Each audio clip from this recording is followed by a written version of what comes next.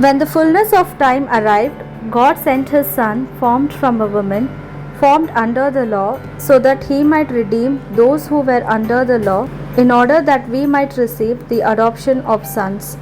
Galatians chapter 4 verse 4 and 5.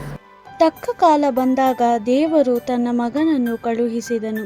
ದೇವರ ಮಗನು ಸ್ತ್ರೀಯಲ್ಲಿ ಜನಿಸಿ ಧರ್ಮಶಾಸ್ತ್ರದ ಹದ್ದಿನಲ್ಲಿ ಜೀವಿಸಿದನು. ಧರ್ಮಶಾಸ್ತ್ರದ ಹದ್ದಿನಲ್ಲಿದ್ದ ನಮ್ಮನ್ನು ಬಿಡಿಸಿ ತನ್ನ ಮಕ್ಕಳನ್ನಾಗಿ ಮಾಡಿಕೊಳ್ಳಬೇಕೆಂಬುದೇ ದೇವರ ಉದ್ದೇಶವಾಗಿತ್ತು. ಗಲಾತ್ಯದವರಿಗೆ ಅಧ್ಯಾಯ 4 ವಚನ 4 ಮತ್ತು 5. காலம் நிறைவேறின போது திருச்சட்டத்திற்கு உட்பட்டிருந்த நம்மை மீட்டு தம் பிள்ளைகள் ஆகுமாறு கடவுள் தம் மகனை பெண்ணிடம் பிறந்தவராகவும் திருச்சட்டத்திற்கு உட்பட்டவராகவும் அனுப்பினார். கலாத்தியர் 4 அதிகாரம் 4 மற்றும் 5 வசனங்கள்.